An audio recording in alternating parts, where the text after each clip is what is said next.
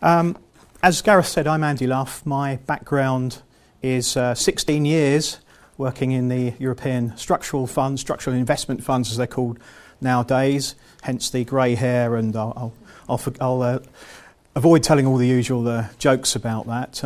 Obviously I can kind of see the end of the tunnel at the moment. I won't say the light at the end of the tunnel, but I can see the end of the tunnel as regards European structural funds. So you can come and ask me what I'm going to do after 2019 later on if you so wish to do. So my experience is 10 years, 10 of those 16 years I worked as a head of programme, actually head of programme for the East of England, which is my region. I live in Cambridge, so I've come quite a long way to be here. So I was head of programmes for the East of England, running the European Regional Development Fund and the European Social Fund, a co-financing plan through the Regional Development Agency up to 2011. And then from 2011 onwards I took a kind of package when the development agencies were closed down and went into consultancy. So I have the, it's not unique, but I suppose the unusual perspective of having been both sides of the fence, as Gareth said. So I've been managing the programmes, managing the teams that manage the programmes, even writing the programmes and negotiating the programmes with the Commission. Now, since 2011, I've been the other side of the fence. So I'm a sort of, I suppose I'm a sort of gamekeeper turned poacher in that sense. I'm now the other side of the fence. I work with organisations that are seeking to access various forms of EU funding and also to deliver EU funded projects, because it's no easy business by any means. There are a lot of complexities involved, as I'm sure you realise, in terms of EU funding. If it was a simple process, we wouldn't need to have these workshops, I guess. It would be relatively straightforward. It's far from that, I'm afraid. Just in terms of questions, as Gad said, we've got 4 sessions here. We're going to start off with a general kind of introduction to the application process, answering some of the obvious questions that relate to that. I'm not going to go through the whole application form section by section, you'll be glad to know, but I'm going to pick out some of the issues that are usually cause the most difficulties, shall we say, in terms of the application process, and we'll touch on 1 or 2 compliance related issues as well. Secondly, I've been asked if I can talk specifically about state aid, so we've got a half-hour session on state aid. So I'll give you the basics, what is state aid, how can you get around state aid effectively in terms of what are called block exemptions or use of the de minimis rule or notifications. I'll explain what all that means in the second session. By then you'll be gasping for a cup of coffee, I can assure you, after 2 of those sessions. So we'll have a coffee break, then we'll come back and move on to the even lighter subject of procurement, because procurement is the source of the highest percentage of errors in European Structural Investment Fund projects.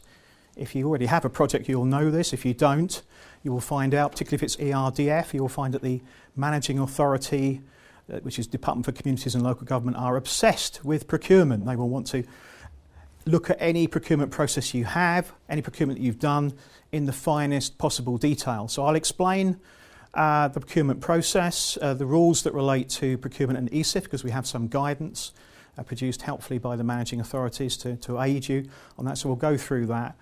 I'll run through a sort of basic 6 steps of a procurement process in line with what we call the treaty principles to ensure that the procurement is carried out in a way that is compliant with EU law, even if it's below the levels that are required for EU procurement.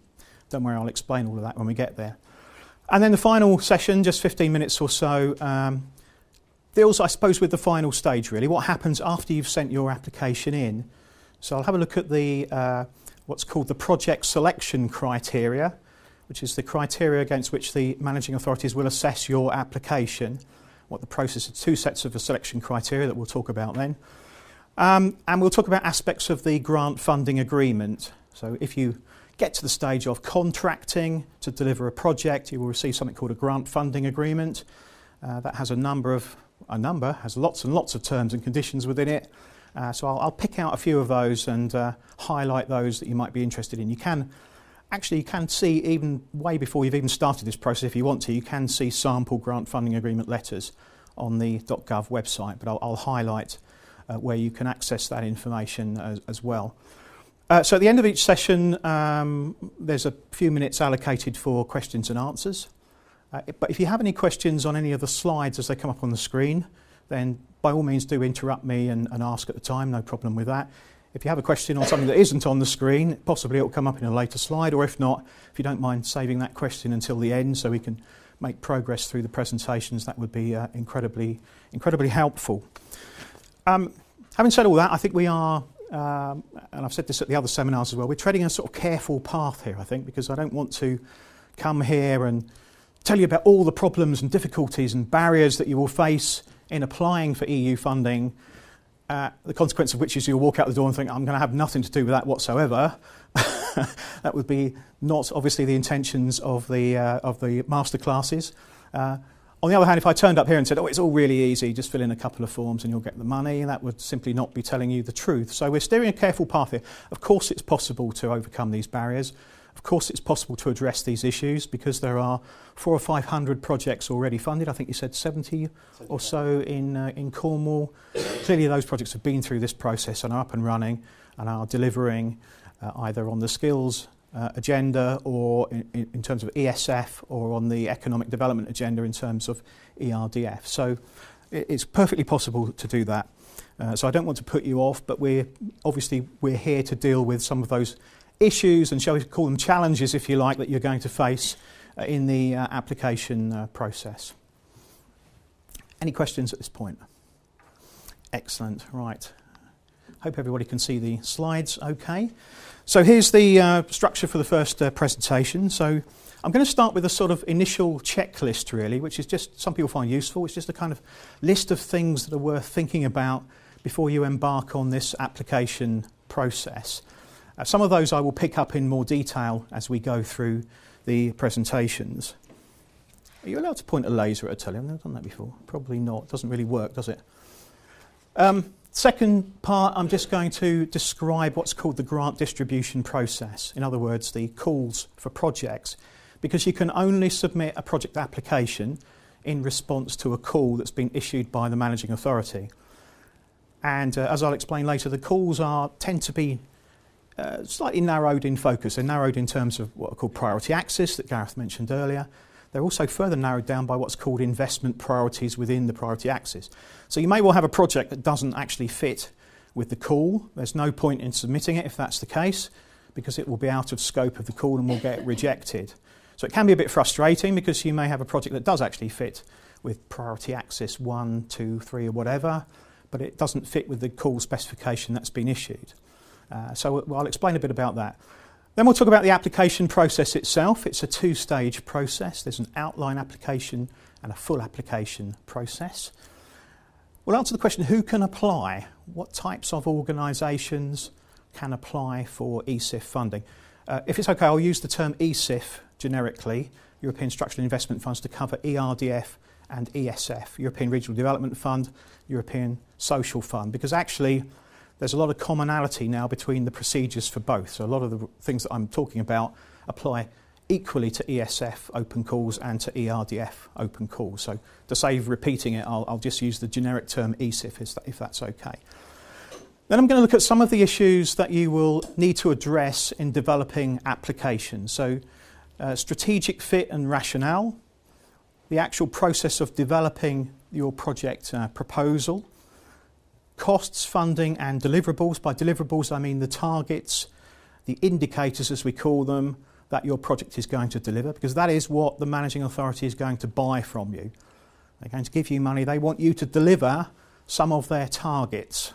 When I was head of programme, that's what I'd look at when a project application came in, as well as whether it was eligible and compliant.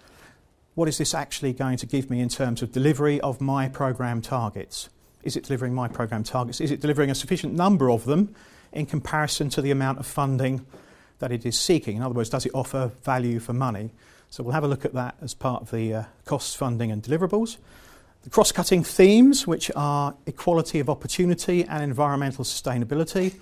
These are required under the regulations, so they have to be addressed in all project applications. So you're looking at how you mainstream in the development and the delivery of your project the cross-cutting themes. Whatever you say you're going to do, you will be held to account by the managing authority in delivering the project. And I'm going to pick up on one or two compliance-related issues, especially eligibility. We will also deal with procurement and state aid in separate session, so I'll only just touch on those in this particular presentation. Let's kick off then with the checklist that I mentioned earlier. So the first question really is what is the problem? What actually needs to change and why it must be addressed? So in other words, what is the rationale for the project? Particularly if it's an ERDF project, what is the market failure? So it also applies to ESF, I should say. What is the market failure? Because this is public sector funding, it's public funding. So where is the market failure that needs to be addressed? And I'll come back to that later on if I may, because there are three types of descriptions of rationale that you might want to think about in describing your project. I'll come back to that later if I may. Why would it be important to the local enterprise partnership area, in this case Cornwall, and to the ERDF or ESF operational programme? As I said earlier, all projects are contributing to the delivery of operational programme targets and strategies. And actually, within this, although we have a national programme, National England programme, so both ESF and ERDF, we also have the question of local strategic fit. And in Cornwall, you have something called the ITI, Integrated Territorial Investment Strategy, which sets out how European structural investment funds are going to be used in Cornwall to address the needs of Cornwall. So all projects, now let me put this another way, projects are not just a random collection of activities funded from a particular fund. They are all supposed to be delivering this programme strategy both at a national and at a local level. So it begs the question, doesn't it? How is your project helping to deliver those local and national strategies? It's not that difficult to write that section usually, because you can reference obviously the sections in the ITI in your case and in the operational programme that are most relevant to the activities that your project is seeking to deliver. If it doesn't fit with those, then it's unlikely to get through the process. Who can contribute? Who should be involved? Should there be project delivery partners, or is your organisation capable of delivering the project on its own? Are you best placed as the project applicant to deliver the activity? I'll come back to that in a minute if I may. What actions, investments and outputs will deliver the change? So what is your project exactly going to do? What actions is it going to fund? How will those actions actually result in the delivery of the change that you're seeking to produce through your project investment? And what is the change that will actually come about? So what are the benefits that will accrue from the delivery of your project? Now, interestingly, under ERDF, you're only required to describe outputs, which are effectively project activities. ESF, you are required to have some result targets, which are usually related to obtaining qualifications, a person moving from unemployment into work or into training. Those types of things are results. As a consequence of the project intervention, these things will happen. They are results. With ERDF, it's economic benefits, but they tend to be measured more at programme level now than they are at local project level. What are you actually going to spend the money on? The project description. Again, I'll come back to that. It's obviously absolutely crucial to describe that, but I'll come back to that in more detail later on. How does the approach suggested add value? And does it avoid duplication? Because if you need to know that what you're proposing fills some kind of gap somewhere. If you're proposing, I'm going to run a business grant scheme in Truro, and there's already a business grant scheme in Truro, then the managing authority are going to say, well, this is just duplicating a project that's already there. It's already delivering that, and it's not really adding any value. It's just competing with another service that's doing the same thing. So it's not just another project funded through ERDF or ESF. It could be, a government-funded programme. It could be a local authority-funded programme. You need to check up and ensure that what you're doing adds value and doesn't duplicate. I'll come on to the principle of additionality a bit later on as well, if I may. Identify the match funding that you're going to use. And here in Cornwall, you are, compared with where I usually work, in the land of luxury, because you, in theory anyway, only have to find up to 20% of the funding from other sources. The European Structural Investment Funds will not fund your project in its entirety. You have to find some other funding. So in Cornwall, because Cornwall is what's described as a less developed area in Commission speak, then you are entitled to a higher intervention rate. Most of the country it's 50%. So when I do these talks elsewhere, I usually say you have to find 50% of the funding from elsewhere. Here it's possibly 20%. But actually, it may depend on the call specification. Also, it doesn't mean you just have the right to claim 80%. It's really supposed to be gap funding. So it's the difference between the funding you need to deliver the project and the funding that you can get from other sources is going to be the gap in funding which you will need to access. So it doesn't mean you automatically get 80%. I don't actually know. I should have asked this question before. What percentage of projects access 80%, 70% or whatever? Very few. Very few. Very few get 80%. Yeah, because of state aid. Oh, well, that's right, yes, and state aid as well, of course. Yeah, we'll come on to that in the second session. That may well limit your intervention rate anyway. And, oh, that's fortuitous, isn't it? And initial advice on state aid compliance. At a fairly early stage, have some idea of how the project will be compliant with state aid rules. And I'll avoid describing that now. I'll come on to that in the second session, if I may. What is new or innovative about the approach suggested? This is just my suggestion, really, in this great big list here, because, you know, having worked in structural funds for 16 years, see a lot of the projects are just doing the same thing that the projects did before, and the project after that did the same thing and then the same thing. And you think, actually, what would be really good is to have a new approach. I mean, if that project is still needed to do the same things, it suggests that actually it wasn't that successful because the problem still exists. Okay, you can argue that it only had limited funding, so therefore had limited impact on the problems, and there's a need to continue with that service. Fully accept that. But if you can also come up with something that's new, innovative, a different approach to that which has been undertaken previously, you'll get extra points from that from the managing authorities, or at least you should do. You would have done if I was still head of programme. How it complements existing provision, including national government schemes or policy.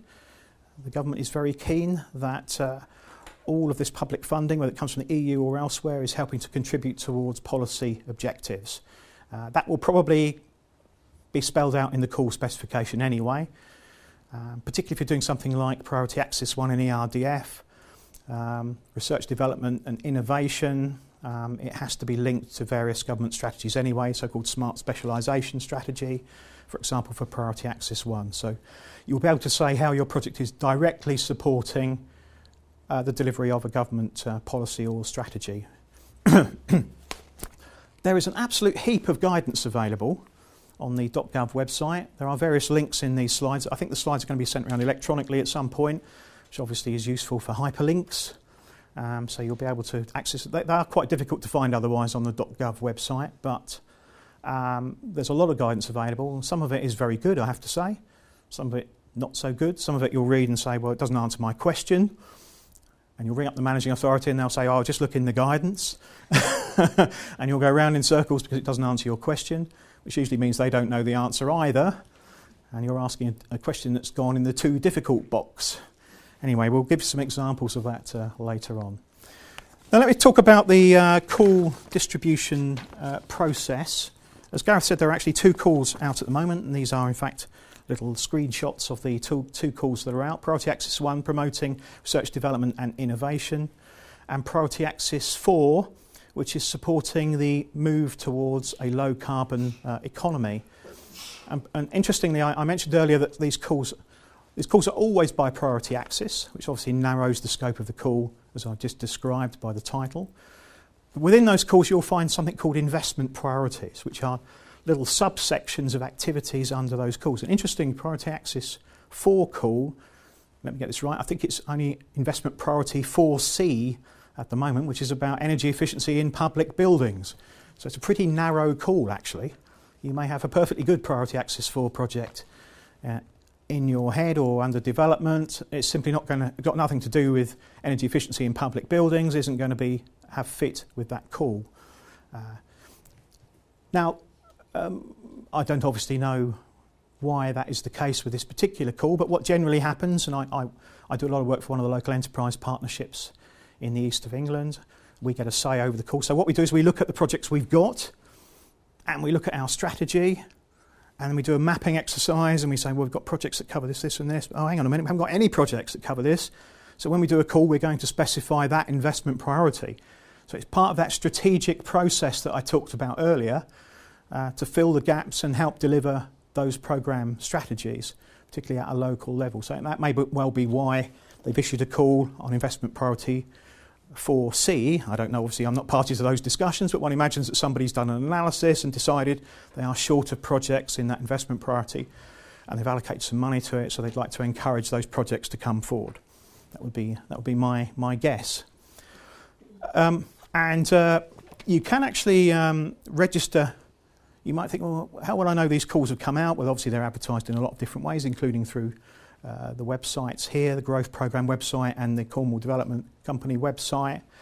But you can actually just register on the .gov website as well, put in the location, the area you want to be notified about, and it will send you an automatic email when a call comes out for that area to notify you that the call has been published. So quite easy to do that, and you'll find the link on the website. Now, as I said, there's a two-stage process here. There's an outline application stage, which is the initial stage, and there's a full application stage. There's some good news here. If I had been doing this presentation a couple of years ago, I would have said the outline application process is quite a heavy-going piece of work. I've seen them running to nearly 100 pages. You know, it's not a lot different from the full application process. You know, I got into many discussions with the managing authority about why on earth they made the outline application process so intensive. They've changed that. They've now made it a much lighter touch. So the outline application process is actually quite light touch now. That's the good news. The bad news is they still assess your outline application against the project selection criteria, both the gateway criteria and the core criteria. Now this could lead to a problem, couldn't it? Because you've given them pretty light touch level of information, yet they're going to assess your project against these criteria. And then they're going to say, well, your project doesn't actually convince us that it's compliant. And we say, well, you only asked me for a small amount of information. So it swings and roundabouts here. And there can be some difficulties with that process. So somebody asked me the other day if the sections are word limited. Interestingly enough, there's some guidance on the word limits in some of the sections, but not all of them. It's meant to be a national programme, so I have to be careful what I say. In my area, if you exceed the word limit, then nobody takes any notice. It's not a problem. But despite being a national programme, we frequently find that advice given by different teams in different areas of national programme differs. So it isn't, but generally speaking, if you go over the word limit by a few words, it's not a strict limit, it's guidance. It actually says guidance on the form. But obviously they're trying to dissuade you from sending in a 100-page outline application by saying, well, we suggest you put 500 words in this bit. So it's a moot point. It's up to you to decide the level of information you need to provide. And one of the things that you will do in deciding that is to look at the selection criteria and think, well, have I given them enough information to assess my project? Or is it simply too vague? And they're going to say, well, we're not convinced this is actually going to be compliant. As I say, you can only submit an application in response to a call, and it must fit with the scope of the call. You will then, if you're lucky, you will receive a letter from the managing authority after a process it goes through, but I'll come on to that in the fourth session, if I may. After it's gone through the process, you'll receive a letter. And that letter will invite you to submit a full application by a particular date. It usually gives you 8 weeks or so to submit a full application. Full application, obviously, by the nature of its name, you will have to provide a lot more detail, and you will have to firm up any of the assertions that you've made in the outline application. For example, costs and funding. In the outline application, you don't have to prove that you have the match funding. In the full application stage, you do have to prove that you have the match funding. In other words, you have to get letters from the match funders to say, yes, I have committed this money to this project, as an example. So lots of things that you have to firm up at the full application stage. So who can actually apply for European Structural Investment Funds in response to a call? Any organisation really, in theory, providing it is a legal entity. So it has to have the capacity to enter into a contract with the managing authority. So it cannot be an informal partnership of some sort. It has to be a legal entity. So it can be a private company potentially. It can obviously be a public sector organisation. It begs the question, doesn't it, what happens if it is a partnership that's applying for the funding? I suggested earlier you might want some delivery partners. That's fine. You would normally have a lead partner who will act as the project applicant and a set of delivery partners below that who will sign agreements, SLAs, MOUs, partnership agreements, probably a better terminology, with the lead applicant so that the conditions of the grant funding agreement are transferred between the applicant and the delivery partners on the same basis. And DCLG will want to see all those letters, by the way, as part of the application process. Now, delivery partners, it depends on the project, of course. You don't have to have a delivery partner. It may be that having some delivery partners actually adds strength to the project proposal, brings in people that add expertise and can help deliver that project. One thing I would say is don't have too many.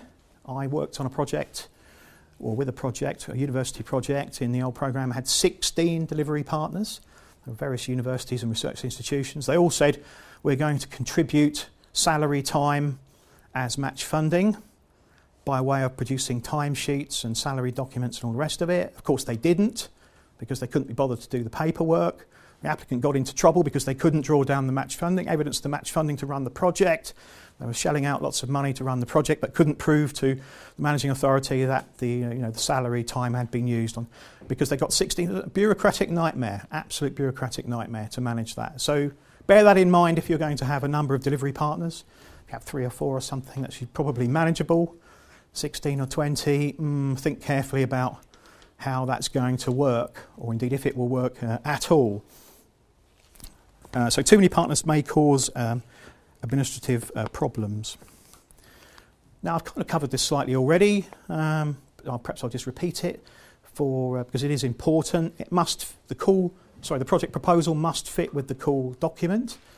It must be within the scope of the call for projects, as I said earlier, for fairly obvious reasons.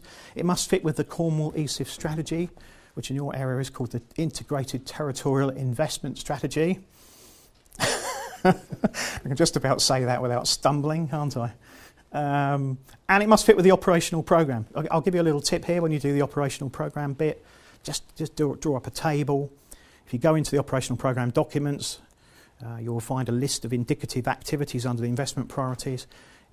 If your project, one hopes your project is delivering some of those, you can simply list them, put them into a table and say, this is what the programme says and this is what we're doing. This is how we help deliver this aspect of the operational programme. It's usually a nice... Have I said this already? Probably not. One of the things you're trying to do when you're writing an application is make the life of the appraisal officer as easy as possible. So they can go, oh look, they've done this, tick, tick, tick, I'll move on to the next section. Find easy ways of representing the information, allowing them to tick the box and assess your project. So it needs to have strategic fit. It usefully could have strategic fit with other plans and policies as well. There's a strategic economic plan, I believe, for Cornwall, as there is for all other areas. There are lots of government plans and strategies and policies as regards economic development or skills. If you can cite some of those and say how your project is contributing towards those extra bonus points, that will be very, very useful to do so. Now, the rationale for the project is something I wanted to focus on. These are all sections, by the way, of the application form. And this, in some respects, this can be the most challenging part of the application process. You'll see that I've split this into 3 sections here. The first is need. Now, identifying need probably reverts back to the previous section there. If you can find information in respect of strategies or policies, any local economic surveys, business surveys, whatever is relevant to your project that helps support the need for the project, that's incredibly helpful. There's usually a wealth of such information available somewhere. Google is incredibly helpful for these types of things. Any evidence that you can draw from social and economic analysis. The second part is the bit that people often miss. And I used to chair the project selection committee for the East of England programme. We called it the Competitiveness Delivery Group under the old programme. And it had a bunch of stakeholders on there, including representatives from business organisations, CBI, Federation of Small Businesses, Chambers of Commerce, those sorts of people. And one of the business reps at every single meeting would make the same point, and it was a very good point. He used to say, this project, they're telling businesses what they want, but they haven't asked any businesses. Where is their evidence of demand? So there's no evidence in this case paper, this project proposal. It's a top-down. He used to get cross because he thought it was a top-down approach, because they are telling businesses what they need, but they haven't asked businesses what they need, as an example.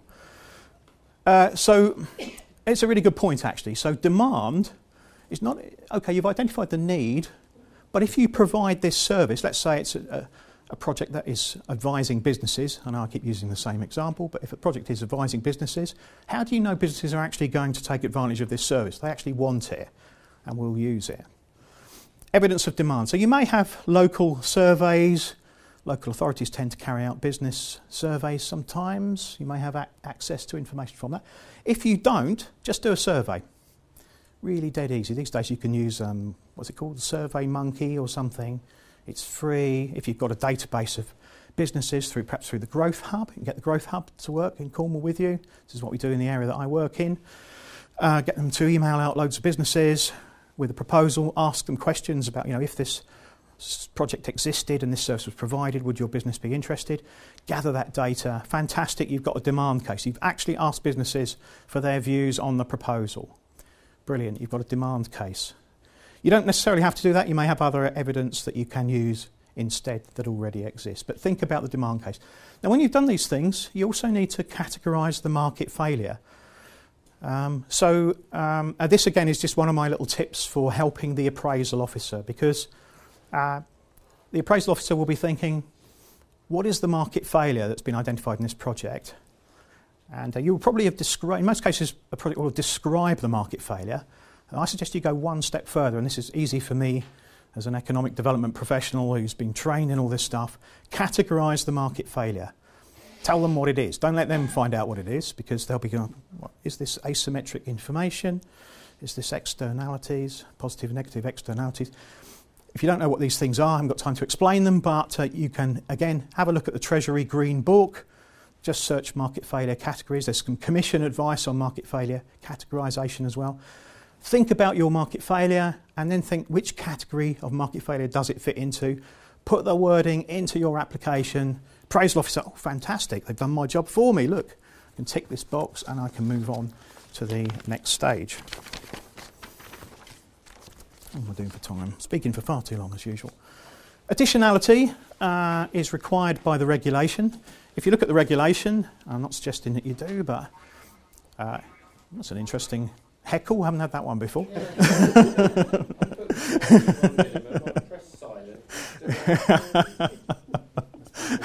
We're going to spring into action. Okay. Okay. Additionality. Additionality in terms of the regulations, I think I was just saying, Article 95, if you're a structural funds nerd like me, is actually relates to displacement of public funding. But you'll find the managing authority take a wider view of additionality. And you can show additionality in 4 different ways, as I've suggested on the screen here. So obviously if the activity you're proposing to deliver from the project didn't exist at all before, will exist after the project, that's all new, isn't it? And it's additional, because it wasn't there before. Maybe it was a service that already existed, but you are seeking to enhance that service in a variety of ways. So I gave an example, I think, at the last seminar. In one area I worked in, they had a business startup service through an enterprise agency. There was hardly any money for it, so it was basically a helpline and a couple of leaflets, and that was it. So they applied for ERDF to enhance the service. So they now have 12 hours of support for startup businesses and a startup business grant scheme alongside that. So that's obviously a major upscaling of the activity. Also improves the quality of the activity, so I guess you could tick 2 boxes on that. That's evidence of additionality. It could just be that you're bringing forward the activity. It perhaps may happen in a few years' time, but there isn't the money. Structural funds money will help bring forward that activity. I'm doing a medical technology project at the moment. It's gone in for appraisal with the managing authority. I won't tell you the full details. It's really, really important stuff, but it wouldn't have happened for many years because the funding wasn't there. We're bringing that work forward, and it's incredibly important medical technology stuff. It may be that you're focusing on a specific group or location with this activity that wouldn't otherwise have been focused on without the use of the structural fund money. Now, you can potentially tick all 4 of those boxes or just one of them. It just depends on the project, but it's evidence of additionality. The other thing you need to cover is why do you need EU funding for this? When I first started in structural funds 16 years ago, I think the first meeting I went to, somebody said to me, structural funds is the funding of last resort, is the gap funding. So that anyone applying for it should say, well, we tried to get this money from somewhere else, but we couldn't get it. It's only the structural funds that can help in this occasion. No, I'm going a bit over the top with this, I know, but explain the reason why EU funding is the most appropriate funding source to help deliver this project. It's important to cover that. Now, I know I'm stating the obvious here, but describing the project, section 2.5 of the application form is where you describe the project. I call it the heart of the project proposal. It's the bit where you probably want to put in the most words, and you want to describe exactly what your project is going to do. So the what, how, who, when. I should have where on there as well, really, shouldn't I, in terms of location, but fairly obviously it will be in Cornwall if it's responding to a Cornwall call. It's a really key part of the application because the appraisal officer needs to understand what exactly your project is going to do and how it's going to do it. And one of the things that's really useful to do is some kind of customer journey schematic. It's in their guidance now actually, but it didn't used to be.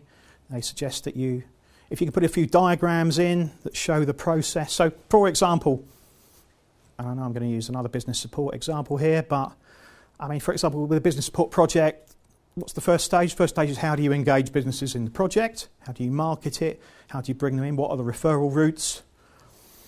Then what are you going to do when you've got the business in front of you? You're going to have some kind of action planning process, maybe.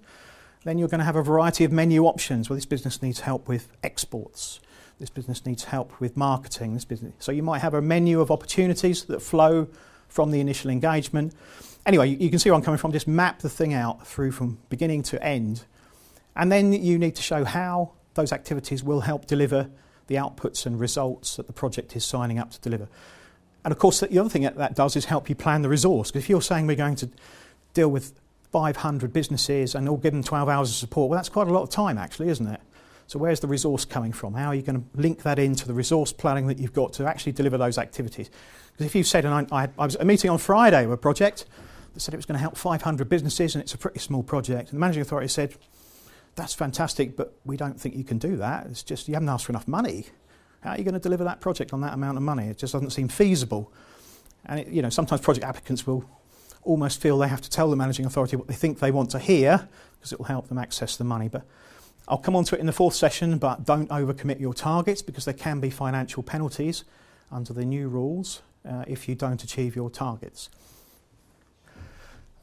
So a customer journey, really, really important. I can't do any more than emphasise that.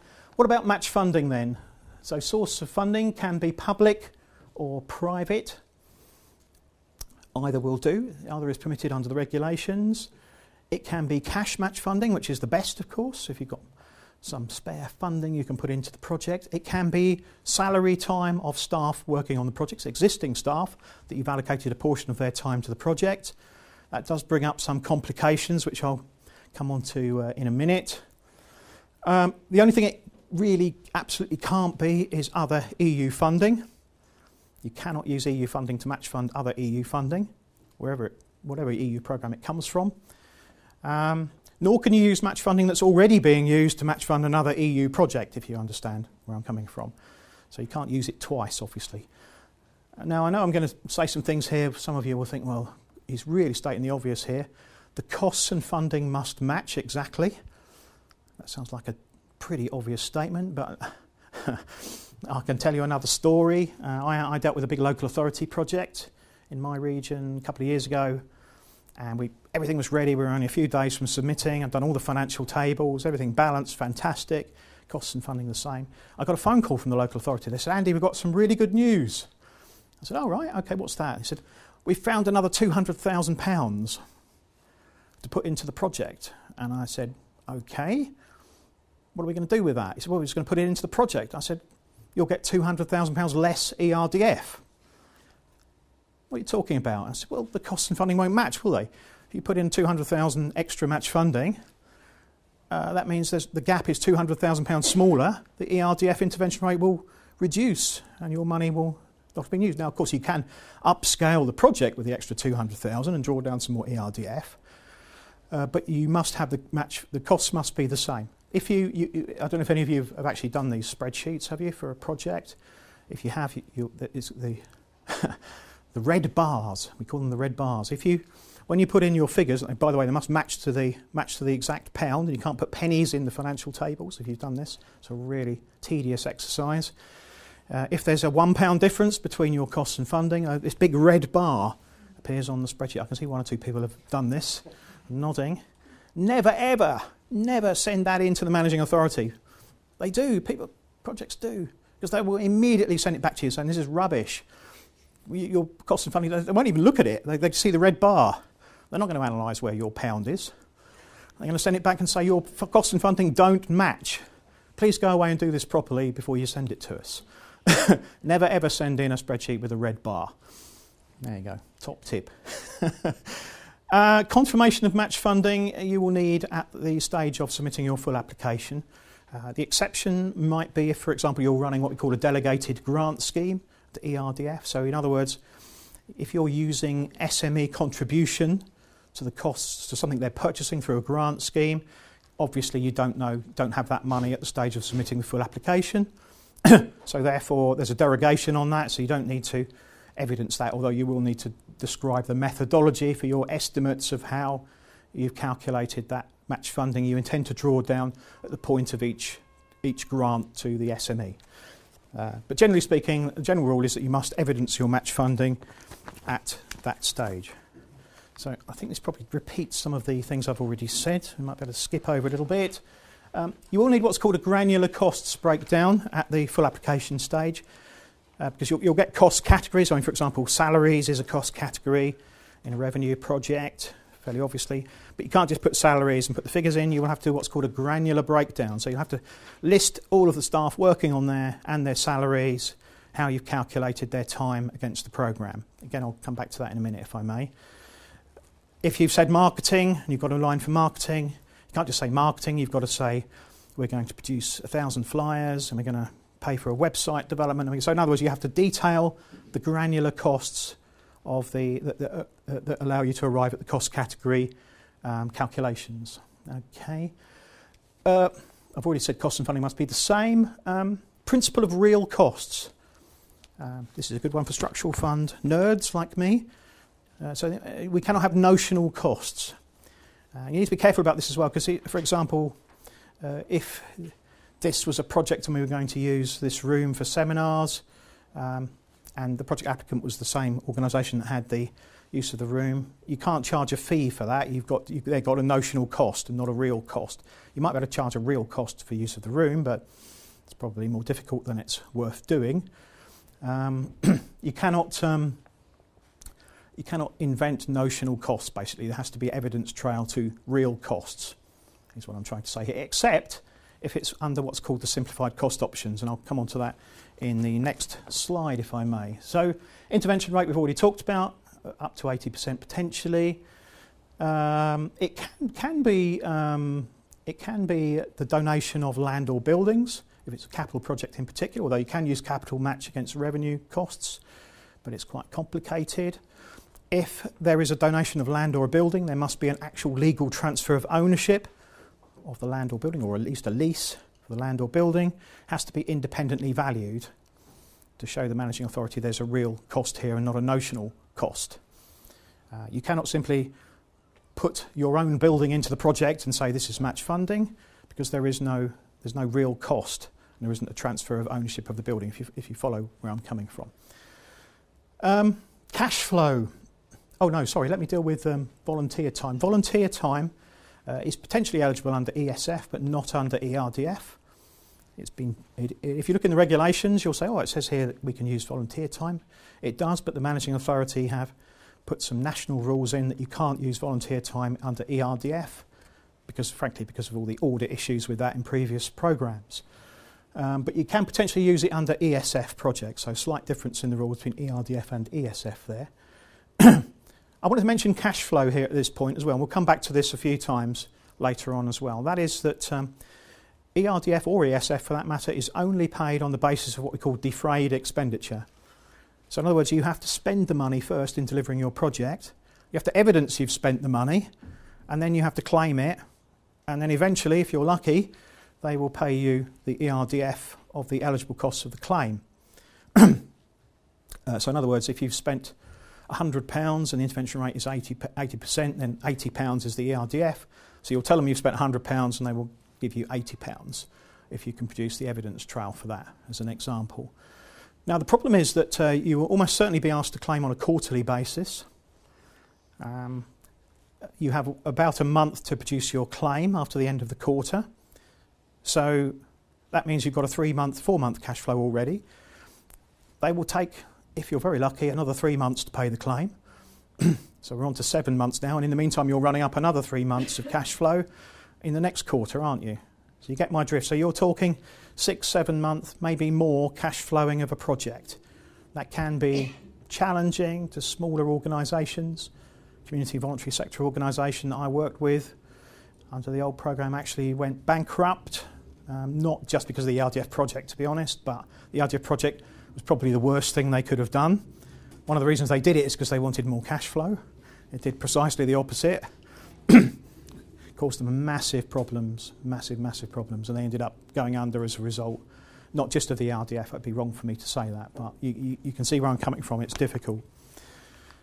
Now, I keep forgetting that slide does that. We have something new in this programme, at least for ERDF. It's called the Simplified Cost Options. There are loads of them, but there are only 2 have been adopted by the managing authorities in England, so I'm only going to talk about those.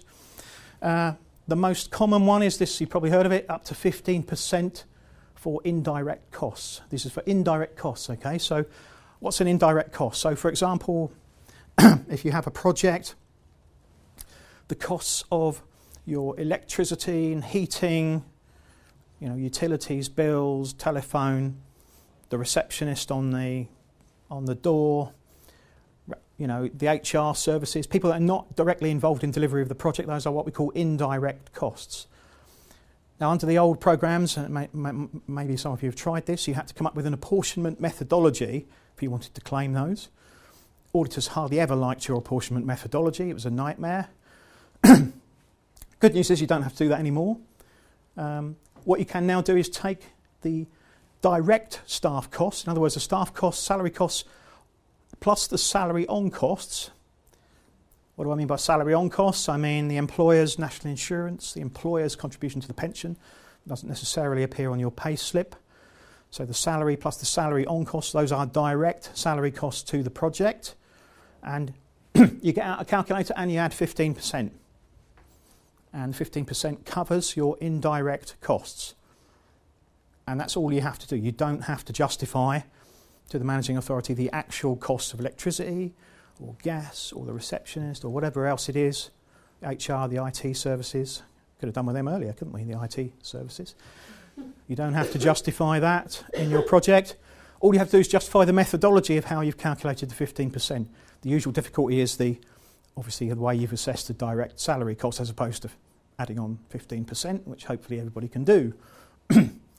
Now, of course, what that gives you is what we call greater legal certainty, because under the old system you never really knew if you were going to get your indirect costs or not, because the auditors didn't like the methodology. Now you know you're going to get them if the methodology is approved. So you have greater legal certainty. The downside is maybe your indirect costs are more than 15%. Well, that's tough, because that's all you're going to get. Maybe your indirect costs are less than 15%, in which case, actually, happy days. It doesn't matter. It doesn't matter, because that's the point of simplified cost options, that some people will lose, some will gain, but we don't have to justify the cost beyond the methodology. So it's not a real cost anymore. Now, if you're doing a Priority Access 1 project under ERDF, and you are a university or research institution, potentially you can use 25%. The rules are slightly different. Excludes contracting and third-party costs not incurred on the premises. Just need to remind myself. But otherwise, it's 25% of direct eligible costs. Why is this? This is because there was a big lobby from universities and research institutions to the Commission at the beginning of this programme who said, well, we access Research Framework Programme funding, nowadays called Horizon 2020, and we can claim 25% indirect costs for that. Why can't we do the same for other EU funding? Doesn't make any sense, does it? Why have we got one rule for one lot of EU funding, another rule for the other? And the Commission agreed, said, OK, in the cases where organisations can access that type of funding, under certain spend categories, it's more complicated than I've time to explain, then actually, yes, you can claim 25%. So if I'm dealing with a university or a research institution, then I always look into whether or not they can claim the 25% as opposed to the 15%. Everyone else can claim the 15%. Now, I just want to highlight this question of how we calculate salary time. Now, if you've got a full-time member of staff working directly on the project, then that's fine. That's quite easy. Just count for their salary as full-time plus their salary on costs. If you've got somebody working part-time, we have this bizarre calculation nowadays. Whether you've heard of this, I don't know. 1720 hours. This is in the regulation. It applies to all EU member states. It must be used. If you work out 1720 hours across a year, that's per annum, by the way. If you calculate that, you'll find it's actually about 33 hours a week. And you think, well, that doesn't equate to what staff actually work in this organisation, unless they're in London. So you work out your hourly rate. So obviously, if you take your annual gross employment costs, divide by 1720, then your hourly rate for staff working part-time on the project is going to be higher than their actual hourly rate, isn't it? Because they probably work more than 37 hours a week. That doesn't matter. You must use the 1720 hours calculation to calculate the hourly rate. It's in the regulation. I would just caveat that by saying, how do you justify the salary, gross employment costs? This has become more complicated. You'll see in the Managing Authority guidance, it must be calculated on the previous 12 months of salary if it's an existing post. That is not an average, it's the previous 12 months of salary. They probably had a pay rise in between, so it's a bit daft, isn't it? Because it's not going to give you the actual figure, so you'll lose a little bit on that. But nonetheless, that's how it's done. If it's not an existing post, there are two other options for calculating it, which I won't go into here. You'll have to look them up if you come to that eventuality. But it answers the obvious question of what if it's not an existing post.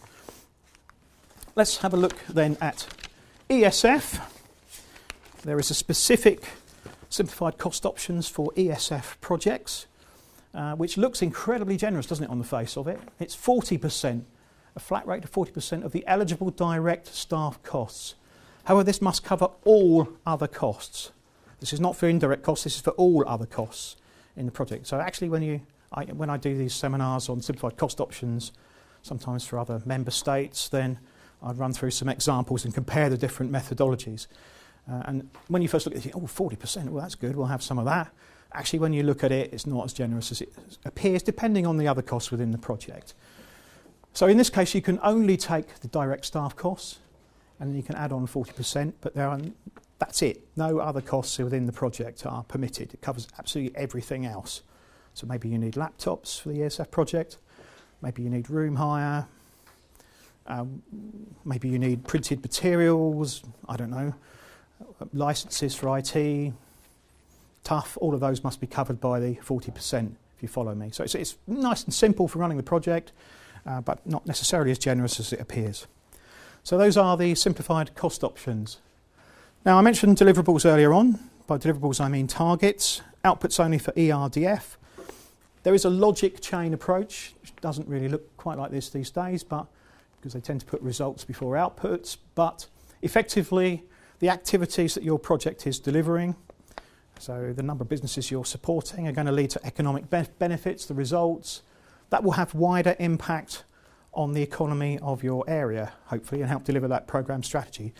In ERDF, you're not asked to categorise those or those, apart from through something called a summative assessment, the guidance for which has only just been released.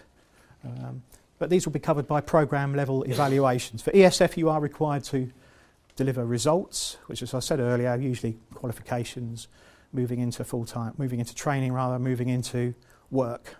Those types of, there are more, but those types of typical ESF type results. So when you produce the targets for your project, You're going to need some basis to justify those. This is not necessarily very easy to do. So you'll need to understand what the kind of benchmark is in some cases, how many businesses there are out there that you're looking to, and what percentage of those you're looking to assist. Maybe it's sector-based, so you can narrow that information down. What the cohort is, if it's ESF, and how you're looking to support those. It's worth looking at cost per output, cost per result. You can do that obviously by dividing the cost of the project with the costs of the outputs and results. That's what the managing authority will do when they assess your project. Now they've got some information that you haven't, and that is they've got the programme level benchmarks, so they know what kind of unit costs they've got in the programme that they have agreed with the Commission. Now I don't know why, but they don't publish this information. However, they will assess your project against it, and in the report that goes to the forward on the project, it will have an assessment of that. You may get feedback on that. They'll probably say the project represents good value for money, or actually it's very high unit cost. So then you will know where you stand. But and I think, to be fair, and I don't know this, I'm just making this up. I suspect the reason they don't publish it is because they don't want people just to get the calculator out and say, we're going to do 100 of these because that's what the unit cost is. So they'd rather you did a bottom-up process. Now, if your project is costing, there's a higher unit cost, that doesn't mean it's going to get ruled out. It could mean that you are, for example, in ESF, you might be addressing the hardest to help group, furthest from the labour market, the most difficult cases, as it were. That's going to cost more money, more intensive support. So you can develop a narrative around that assessment, which will help you get the project through. That's fine as well. If your project is delivering a lower unit cost, but it's thereabouts, that's great. If it does like the project did I talked about earlier on, if it's delivering way, way, way above the level you would expect for that amount of funding, the managing authority will say, we don't think this is a feasible proposal. There's no way you can help 500 businesses with the amount of money you've said you're going to access. It's just not going to work. We don't believe you. Please go away and think about your targets more carefully. So, quite important. Let me just finish off with a couple of slides about eligibility and compliance. There are 6 main eligibility criteria. The first is when the time period when eligible expenditure can take place. Obviously, it has to be within the programme period.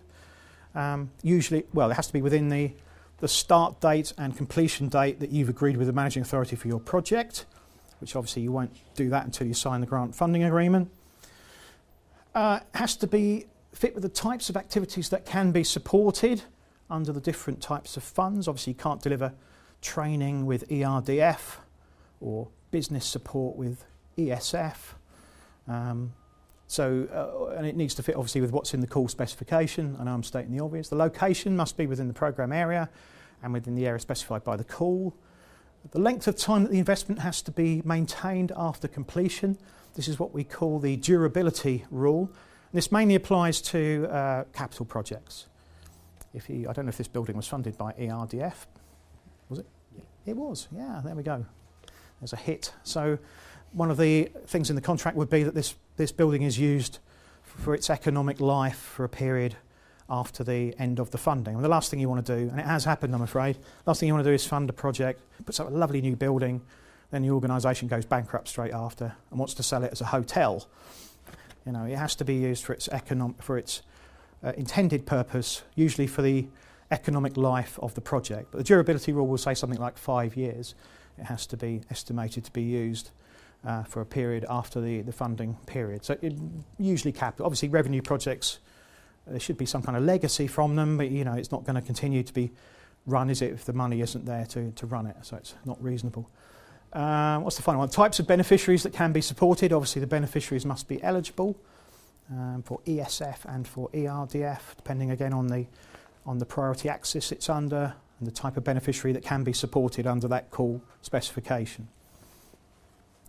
There is a set of national eligibility rules, both for ERDF and ESF. For ERDF, there's a set of national eligibility guidance, which is quite slightly amusing, really. We're on version 7.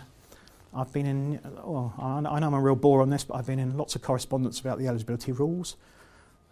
Didn't help that some of them were wrong when they were first published. The managing authority felt it necessary to publish a much larger document explaining what the rules meant after they'd published the rules, because the first document was so vague that it was very unhelpful. I hope there's no one here from DCLG that I'm offending, but I know the guy who wrote them, and I said to him, what? Anyway, let's not go there. We're now on version 7 of the eligibility guidance, which is much better than the eligibility rules. It does give you examples, at least in some cases explains what the rules actually mean in practice, as opposed to the vague definitions that are in the eligibility rules themselves. They can't change the eligibility rules because they were agreed by the Commission, so instead they produce guidance to explain what they mean. Now, I should have amended this diagram for this seminar really, to put in project as well as programme level. I normally use this one when I'm doing managing authority seminars, but how is eligibility defined? Well, obviously there's some eligibility rules in the regulations. There's some eligibility rules in the national rules that I just referred to. The operational programme itself will define something called scope, i.e. the types of activities that can be funded under the different funds. The little balloon I'm missing on this one is the project itself, because the project itself is going to define the scope of the project. And the project full application will be appended to the grant funding agreement when you get your grant funding agreement letter, which means it's part of the contract. And let me give you an example. I had a project under the old programme, was running a particular type of business support, and they said, it'd be a good idea if we had a little grant scheme to run alongside this type of business support. So they introduced a grant scheme and merrily paid lots of grants, and then they spoke to me about it, and I said, well, have you agreed this change with the managing authority? And they said, no, just added it in, it'd be eligible, wouldn't it? Well, yes, it would be eligible, but it's not within the scope of the project, is it? They haven't said they're going to deliver a grant scheme. So de facto, that expenditure is ineligible. And if they'd applied for a project change, and the managing authority had said, yes, you can introduce a grant scheme, cost categories for a grant scheme, fine, it would have fitted under the priority axis. But my point is it's out of scope of the project. So what you've said you're going to do in your project is what you're going to do. If you want to change it, there is a project change request procedure. You can potentially do that. Never change it without agreeing it with the managing authority, because you risk de facto ineligible expenditure, which will be taken off your project. So that's why I'm just making this point about eligibility rules and scope. Scope is also relevant to eligibility. Cross-cutting themes. I'm not going to do these justice, I know. The cross-cutting themes of equality of opportunity and environmental sustainability. They're required in the regulations. It is important that you think about how you're going to mainstream them in the development and delivery of the project. Don't just say we've got an equality policy and then go on to the next section. Do actually say how that equality policy is relevant to the project. Ideally, come up with some project-specific actions within that, both for equality and sustainability, things that you're actually going to do within the project to deliver those cross-cutting themes. I might get in trouble with Sue here, but don't overcommit yourself by saying I'm going to do loads and loads of stuff and monitor everything, to the nth degree, because if you say you're going to do that, the auditors will turn up and say, where is all this work on this? You don't necessarily have to do that to get through the process, but you do have to say more than I've got a policy.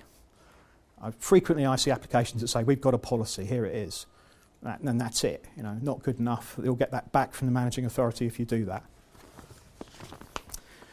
that. Compliance issues, I'm going to deal with procurement in a minute, so I'll skip over that if I may. Publicity is really important. Again, I'll pick that up in the last session if I may, to save a bit of time. Revenue generating projects, oh dear, we could be here for another day and a half if I start talking about those. If your project generates revenue either during the delivery of the project or after completion of the project, which would normally be a capital project. So if you've built a business centre and you're going to rent space out to businesses, work units out to businesses, fairly obviously you're going to generate income after the end of the project. There are some complicated rules. Article 61 applies there. If you're making a charge for whoever's using the project to access the services, then Article 65.8 applies. That means that there is potentially net revenue being generated by the project. It will affect the amount of grant that you can access. These are rules, to use the Commission's terminology, to prevent the overfunding of projects. So they will take into account income, not just income it's actually making during the funding period, potentially income it will make after the completion of the funding. It's really complicated stuff, horrendously complicated regulations. They did attempt to simplify them for this programme period, but they're still complicated. If you have that issue in your project, then you probably need to take additional advice and have some discussions with the managing authority about how you will handle that issue. State aid I'm going to deal with in a minute, so we'll skip over that. These are the publicity rules. Do make sure that to you, and I'll put it on the screen here, the union emblem shall be clearly visible, placed in a prominent position. Somebody rang me up and said, what is a prominent position? Well, it's a matter of opinion, isn't it? In other words, don't put it on the back page in the smallest possible thing. That's a prominent position. There's my example on these slides. That's a prominent position. Nobody in the managing authority is going to say that's not a prominent position, are they? These workshops are being partly funded by TA, aren't they, so therefore we have to comply with the publicity rules. Here's the prominent position on the slide. Really important to make sure that materials do carry the EU logo. Trying to remember what I've got on the next slide. Oh yes, this is my little daft picture to try and lighten the mood slightly. Don't miss the obvious. Anything regarding the project that's going to be seen by somebody outside of the project, to put it another way, if you're just sending a memo within your office, you don't have to have the EU logo on it, obviously, but anything that's going out, and that includes emails as well, by the way, put the email logo on your emails if it's directly to do with the project and you're sending it outside the organisation to the potential end beneficiary. Then try and get it. I had an organisation said, we can't put that on our emails because our system won't allow us to. It was a bit of a problem because they're really required to do that. It turns out they could send them when they were in the office and not send them from their smartphones or something. It wouldn't pick up the logo, all this kind of daft stuff that you have to deal with. How do we get round that problem? Well, they literally resent stuff they'd already sent if they sent it from their smartphone, just to make sure the managing authority didn't have them up for failing to meet the publicity requirements. Daft, I know, but sometimes you have to think of that. So don't miss the obvious. If you haven't included the logos, there can be a financial correction to the project. Right, this is just a summary of what we've been talking about then. So in some instances, something additional. So we have this excellent facilitation service here in Cornwall. So for goodness sake, if you're thinking of proposing a project, make use of it. Talk to the facilitation team. They're there to help you. That's their function. Try and avoid complex technical jargon, unlike the jargon I've been using in this presentation. I saw a project from a research institution recently, where it was sent to me actually for review last year. I didn't understand a word of it. It was just full of scientific jargon. I sent it back saying, you're going to have to rewrite this. Because DCLG appraisers are not, and ESIF appraisers, they're not technical experts. Some organisations think because they do research projects that actually are assessed by research experts in the field, they can use technical jargon, not for ERDF and ESF. They're just generalists. So Priority Access 1 project in particular, make sure that you don't use too much technical jargon. Don't include costs that are not directly relevant to the delivery of the project, stating the obvious. Don't assume you can include project development costs in the application. Generally speaking, you can't. I think we came across an exception last time, didn't we? I said that. Somebody said, we managed to get away with including some by starting our project. I should have said this when I talked about the letter you get. When you get the letter from the managing authority inviting you to a full application, potentially that is the date you can start your project, even though you haven't even written it, because you haven't prepared your full application. If you do that, you're at risk, because your project may not get approved at all, of course. But that does mean that you might, if I was doing this presentation in my area, I would say you wouldn't, because they generally don't allow it. But here I gave a slightly different approach. You might be able to include some of the costs of development in there, but I wouldn't assume that would be the case. And of course, the other thing is you want to ideally make sure your project start date allows you the full amount of time to deliver the project. So starting it too early is not a good idea, because you will generally be allowed only 3 years duration for the project. Seems to be a rule that they insistent on applying at the moment, even though it's not in the eligibility rules or the regulations or the guidance or anything else. They still do it anyway. Can't use Matchfunding already allocated. If you're going to start the project before you've had the funding agreement, then don't just do it. Do say you're going to do that with the managing authority and get their agreement. Get it in writing, because otherwise you might end up with some ineligible costs. Don't underestimate the time and resource needed. You probably won't after this presentation, and include obviously the costs you need to run the project within the project itself. If you're going to do any procurement, be careful that it's compliant with the procurement rules for ESIF. Or if you've already done it, then you have to be careful about that as well. Don't issue any publicity without checking the compliance against the rules. So for a project that potentially will take more than the 2 years through to 2019, we can continue through, is it till 2021? Well, at the moment, they have said that any project approved before Brexit, which would appear to be March 2019, will be guaranteed the funding for its duration, whether it's EU funding or not. So, in theory, you could have a project approved in March 2019 and run for 3 years from then. So, what's March 2020, March 2021, March 2022, I suppose, likely to be the cut-off date for projects, which isn't a lot different actually, because even if we'd had EU funding, the cut-off date would have been the end of 2023 for this programme. EU funding runs on a 7-year period, as you may know, so 2014 to 2020. We get an extra 3 years to spend the money. We have the so-called N+3 rule. Has anyone heard of that? N+3, these are the spend targets for the programme. The managing authority, N being the year of the allocation, +3 being +3 years. I don't know why they use N, but it means that that money has to be spent and claimed from the Commission by the managing authority within that period, otherwise it's removed from the programme. So N+3 is usually what excites the managing authorities around about this time of a programme, because they start panicking about whether they're going to achieve their targets or lose money from the programme. Now, of course, Brexit kind of throws a big spanner in the works for that, doesn't it? Because we don't really know what the outcome will be. This is just purely my assumption. Is there going to be some kind of transitional period, basically? I mean, exactly what comes out of those negotiations, your guess is as good as mine, but it would seem obvious to have some kind of transitional period of EU funding, wouldn't it? But who knows? Who knows what they're going to do? At the moment, so you have to have your project approved, not necessarily started, by the way, but approved, and contracted, I think, is the... I had a conversation with them a few weeks ago about what do they mean by... What does this guarantee mean? Does the project have to have actually started by March 2019? They said, no, it doesn't say that.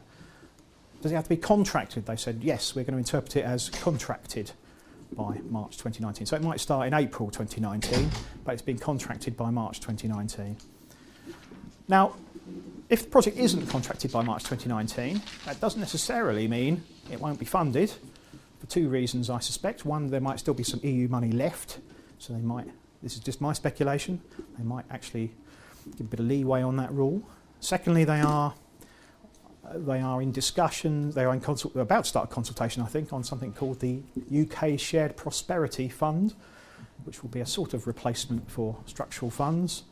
I don't know if any of you have heard of that. UKSP, UK Shared Prosperity Fund, SPF, I should say. I was talking to someone in DCLG on Friday, in fact, who said, rumour has it it's going to be some kind of transition fund that will kind of pick up the gap, whatever the gap is, for the remainder of the structural fund programmes. But this is speculation. We don't know that yet, because it hasn't been decided, to be fair. They're still in the consultation process. What was the name again? The new fund? UK Shared Prosperity Fund. If you Google it, you'll find some government papers on it. They have done 1 or 2 consultation meetings already.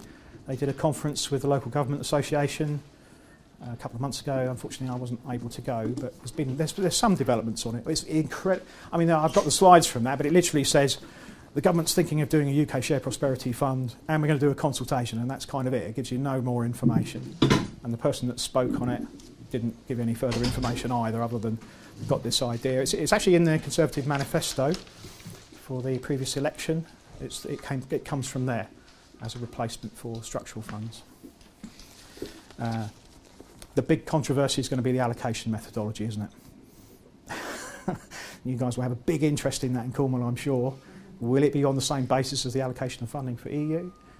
It talks about shared prosperity, doesn't it? So, is it going to be addressing disparities between the South East and London and the rest of the country?